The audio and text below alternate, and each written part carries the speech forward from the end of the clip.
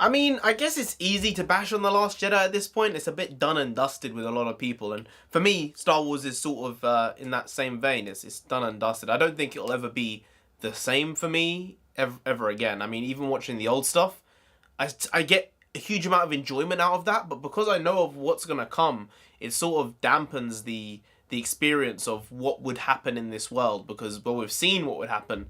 And it's not very good. But the reason why I'm going on about whether Star Wars The Last Jedi was a flop or not is because I read this incredible article, and it's basically Kevin Feige saying that Avengers Age of Ultron was a failure. Now, I think he said another word, he used disappointment. That is probably more of an apt word to use because I don't think anyone could say $1.4 billion was a bomb or a failure. Like, Star Wars The Last Jedi didn't bomb.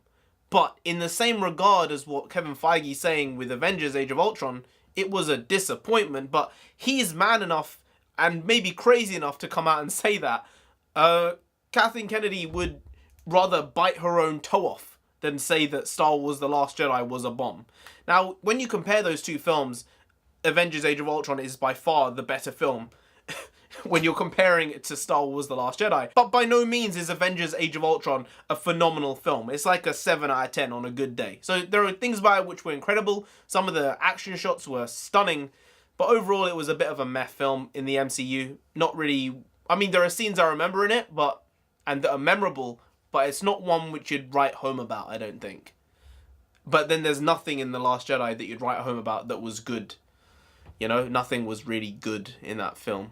No, they even destroyed Poe and Finn, who I really liked in The Force Awakens. But when you compare the box office of those two films, I mean, they're pretty similar, and the budgets were about $300 million each.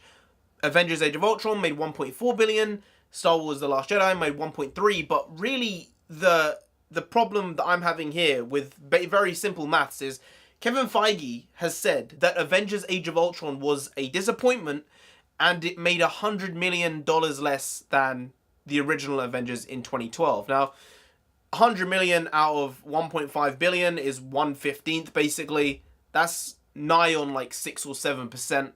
So it dropped by 6%, and he's like, it was a disappointment, it should have made more. I understand where he's coming from. Every team-up film you make, you want it to make even more money, and maybe they were hoping for 1.6 or 1.7, but with Avengers Infinity War, it did make over 2.05, I think, so they did claw in the money with that film. But when you compare the decrease of about 6% with Avengers to Avengers Age of Ultron, the cliff dive, the nosedive from Star Wars The Force Awakens to The Last Jedi was absolutely crazy comparatively. I mean, The Force Awakens made, I think, 2.07 billion. It made a lot of money. And then when you look at The Last Jedi making 1.3, that's like over $700 million worth of a loss. As in, that's a huge amount. Like the 100 million from Avengers to Avengers Age of Ultron is maybe disappointing to them, but it's nothing to write home about. It's like, we should have done better here. Maybe if we do this, and the other films, we'll be able to make more money with the future installment.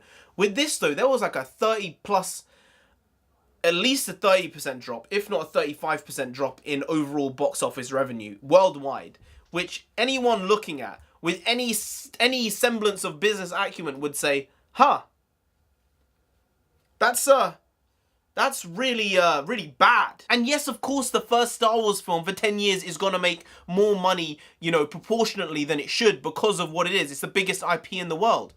But I don't think anyone internally was expecting a 35% drop in overall box office. I think if the film had made 1.6, 1.5, 1.6, they would have been like, okay, we expected a drop, even 1.7 really. But to expect a $700 million drop, I'm saying pound, I think, dollar drop in overall box office is crazy. And I think that toy sales and video on demand and Blu-ray sales are incredibly down from where they were with The Force Awakens. Kathleen Kennedy and Rian Johnson will not admit that the film was a disappointment, even though it made less than Avengers Age of Ultron by 100 million, and it made $700 million less than The Force Awakens. And if I could, I mean, I would say 10, but I would lay like 100 grand. I would lay £100,000 on Avengers Endgame making more money than Episode 9. I think that there's going to be 500 plus million in a gap between those two films. I think Endgame could crack 2 billion again. like Avengers Infinity War did, it's going to be difficult, but I think it's possible. Whereas maybe if episode 9 is good, it might crack 1.5, but there's been so much damage done to the franchise overall that some people are just not going to go and see that film. Some people will just say the last one was utter garbage and Solo wasn't that good this is the thing, I haven't even seen Solo. This is someone who goes and buys the products, used to buy the comics, used to do all that stuff, has just been like, this has fallen to shit. I didn't even see Solo. I think I'll watch it in the next year or so, but I never saw the film. Ever. Man. And maybe I'm a fake fan. I don't know. Maybe I've moved on. But the original trilogy and the prequels are Star Wars to me. And this new trilogy is just not. And surely movie fatigue is going to set in much quicker with a Marvel film because, well, there's at least 3 Marvel studio films coming out a year. Then there's a Spider-Man film, an X-Men film, a Fantastic Four film, even though all of them have been bad so far, but there's also those. So there's so many films from Marvel, let alone DC comic book films coming out every year, and they all seem to make some type of money. Hundreds and hundreds of millions of dollars. Whether you assume that they're a flop or not is one thing or another, but they all make hundreds and hundreds of millions of dollars. And people keep on saying there's superhero fatigue. Well, apparently not. But with a Star Wars film, you put out one Star Wars film a year and people are like, whoa, that's too much. We can't handle it.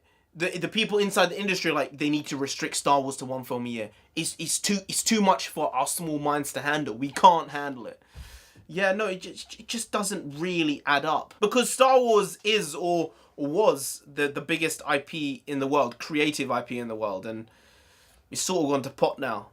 And Marvel may actually have taken over. But it also could depend on Captain Marvel, because it could send the MCU into, like, absolute stupid mode.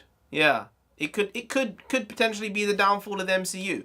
Or it could be wonderful, it could be amazing, and prove us all wrong. Please, please, please, please prove me wrong. It was just an interesting couple of articles I read, that was all. Just to say, Kathleen Kennedy, Star Wars The Last Jedi was a disappointment, leaning on failure just because of the disparity between episode 7 and episode 8. Whereas I would say that Avengers Age of Ultron wasn't a failure in that regard because it only made a very small amount less. A very small amount. Wow, my English is phenomenal. A very small amount less than the original Avengers. So yeah, that's about it. I have really nothing else to say. But anyway, guys, if you did enjoy this video, please do like, share, comment, and subscribe to the channel down there. If you didn't, then Rey herself will come after you. She will destroy your life like she's destroyed the Star Wars franchise, and you don't want that. You really don't. So just subscribe anyway to avoid that. Now I've been NarendraTheComic. You have been great, and I'll see you next time.